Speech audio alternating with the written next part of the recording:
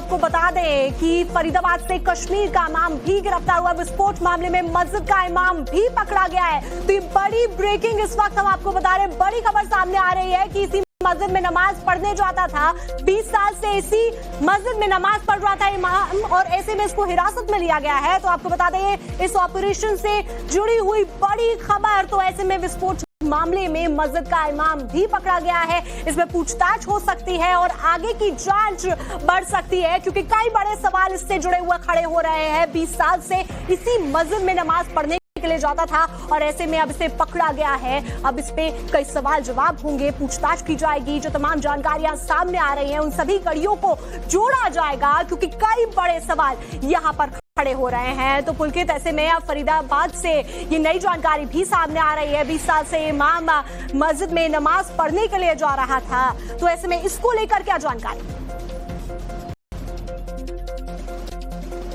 तो देखिए पुलकित, आपके पास लौटेंगे। इमाम की पत्नी इसकी तरफ से एक जानकारी सामने आ रही है, वो क्या कह रही है ये भी आपको सुनवाते हैं। हसीना किसको ले गए हैं अभी क्राइम पर? इमाम साहब। यहाँ पे इमाम साहब क्या पढ़ा, नमाज पढ़ाते हैं? हाँ। तो ये क्या है जगह? मस्जिद से ले गए हैं। हाँ। क्या नाम है उनका? हसीना किसको ले गए हैं अभी क्राइम पर? इमाम साहब। यहाँ पे इमाम साहब क्या पढ़ा, नमाज पढ़ाते हैं? तो ये क्या है जगह? मस्जिद से ले गए हैं। हाँ। क्या नाम है उनका? हसीना किस?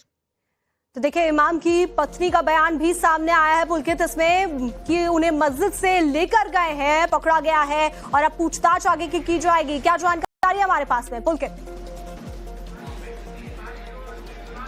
देखिए अभी यही जानकारी आ रही है कि यहाँ ये नमाज पढ़ने जाया करता था। अब पुलिस ने इमाम को जो गिरफ्तार किया है उसके जरिए जांच करने की कोशिश हो रही है कि जब ये इस मस्जिद में आता था तो किन किन लोगों से बातचीत होती थी, क्या इस मस्जिद के इमाम से भी बातचीत होती थी। तो वो जो जांच की दायरे के जिक्र अंदर किया जा रहा था कि ऑपरेशन जारी है, उसी के तहत ये गिरफ्तारियां, ये हिरासत में लेने का सिलसिला जारी है, ताकि ये पता लगाया जा सके कि इसके संपर्क में कौन कौन लोग यहां पर थे, चाहे वो मस्जिद के जुड़े हुए लोग हो, चाहे वो कॉलेज से जुड़े हुए हो जहां पर ये पढ़ाने का काम कर रहा था, चाहे फिर जो इसके आसपास के पड़ोस के लोग हों। तो उसी के तहत, क्योंकि ऑपरेशन जारी है, उसी के तहत ये हिरासत में लेने का सिलसिला और पूछताछ का सिलसिला अभी तक यहां पर किया जा रहा है। जी पुलकित, तो क्या एक पूरी तरीके से ये ट्रेल निकाली जा रही है, ये जानकारी जुटाई जा रही है कि आगे कहां पर ये जाता था, क्या मकसद इसका था? हमारे साथ में साहिल सोहेल भी जुड़े हुए हैं जम्मू कश्मीर से। साहिल, ये बहुत बड़ा ऑपरेशन हुआ है और ऐसे में सफलता तो मिली है,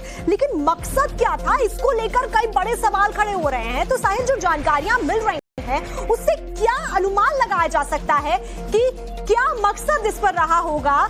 क्योंकि यहाँ जो ऑपरेशन हुआ है उससे ये जानकारियां तो सामने आ चुकी हैं कि 300 किलो विस्फोटक हमें मिला है, साथ ही साथ जो असॉल्ट राइफल बरामद की गई है, उसके साथ में ही अगर बात की जाए 8 बड़े सूटकेस, टाइमर, वॉकी टॉकी, ये बताता है कि कितनी बड़ी साजिश देश को दहलाने की रची जा रही थी। हालांकि मॉड्यूल अभी जारी है, पुलिस की तरफ से जो जांच है वो भी अभी की जा रही है, और ऐसे में एक तीसरा डॉक्टर जो फरार है उसकी जानकारी भी फरीदाबाद पुलिस की तरफ से दी गई है।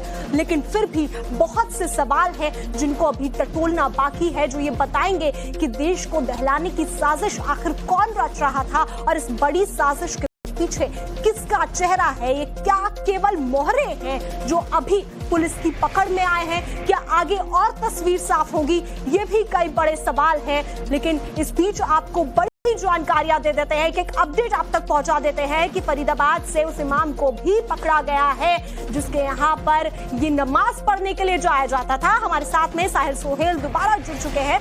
साहिल, मकसद की हम बात कर रहे हैं क्योंकि जो जानकारियां सामने आ रही हैं वो बता रही हैं कि कितनी बड़ी साजिश ये रची जा रही थी। अगर अमोनियम नाइट्रेट जो सस्पेक्टेड है वो पकड़ा जाता है, कहां से आता है, ये बड़ा सवाल है। मकसद क्या था साहिल इसका?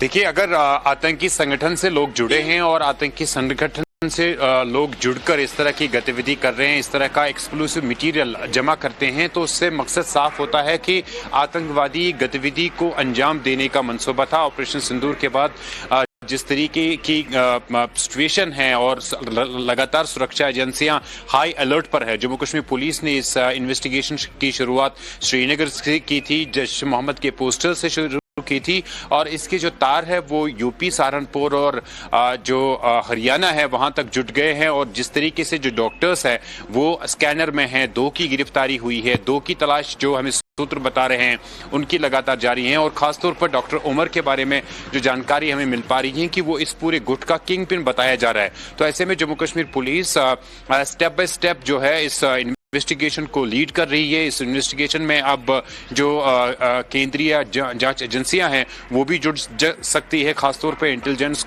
ब्यूरो की बड़ी एक भूमिका है इस खास इन्वेस्टिगेशन में जो जम्मू कश्मीर पुलिस की तरफ से जो शुरू की गई थी। और फिलहाल 2 डॉक्टर्स की गिरफ्तारी की गई है, डॉक्टर अदील और डॉक्टर मुजम्मिल शकील। डॉक्टर अदील दक्षिण कश्मीर के काजीगुंड इलाके से हैं, वही मुजम्मिल शकील जो है वो दक्षिण कश्मीर के पुलवामा से हैं।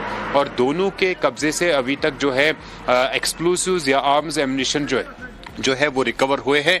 और हमें सूत्र बता रहे हैं कि कुछ ही समय बाद जो है इस मामले में जम्मू कश्मीर पुलिस भी कुछ डिटेल जो है वो साझा कर सकती है। फिलहाल जो इन्वेस्टिगेशन है उस पर किसी तरह की कोई नेगेटिव इम्पैक्ट ना हो, कोई नेगेटिव जो है ना बने, उस चीज को लेकर जम्मू कश्मीर पुलिस इसीलिए डिटेल जो है ज्यादातर जो है सार्वजनिक रूप से साझा नहीं कर रही है। लेकिन एक बड़ी सफलता सुरक्षा एजेंसियों को, खासतौर पर जम्मू कश्मीर पुलिस को, कि एक बड़ी साजिश को बेनकाब किया गया है और उससे विफल किया गया है। क्योंकि जिस तरीके से जो आर्म्स एम्युनिशन पहुंचाए जा रहे थे, खासतौर पर जो हरियाणा में रेड हुई है, 300-350 किलोग्राम के करीब जो अमोनियम नाइट्रेट रिकवर हुआ है, इसके साथ साथ जो केमिकल या जो बाकी इक्विपमेंट्स रिकवर हुए हैं जिनसे आईडी या बॉम्ब बनाए जाते हैं, वो एक बड़ी असफलता है सुरक्षा बलों के लिए। और ये जानकारी हमारे पास ऑलरेडी है कि अमोनियम नाइट्रेट का इस्तेमाल किस तरीके से किया जा रहा है। तो इस तरह अगर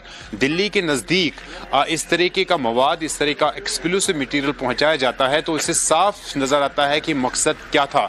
और ऑपरेशन सिंदूर के दौरान हमने देखा था कि जैश ए मोहम्मद संगठन के जो हेडक्वार्टर है उससे भी टारगेट किया गया था, उससे भी जो है हिट किया गया था। तो ऐसे में इस संगठन की क्या प्लानिंग थी और किस तरीके से एग्जीक्यूट करना चाहते थे, कहां पे एग्जीक्यूट करना चाहते थे, ये ऐसे कई सवाल है जो अभी इन्वेस्टिगेशन का विषय है। और इन्वेस्टिगेशन के बाद पुलिस इस तरह की जानकारी जो है वो जरूर साझा करेगी। बिल्कुल साहिल, इन्वेस्टिगेशन अभी की जा रही है लेकिन कई बड़े सवाल यहाँ पर खड़े हो रहे हैं, जैसे आप बता भी रहे हैं कि कितनी बड़ी सफलता ये जम्मू कश्मीर पुलिस के लिए है क्योंकि 300 किलो विस्फोटक बरामद किया गया है। लेकिन बड़ा सवाल ये कि 300 किलो आखिर आया तो आया कहां से, कैसे सप्लाई किया गया, ये कई बड़े सवाल हैं जो खड़े हो रहे हैं साहिल।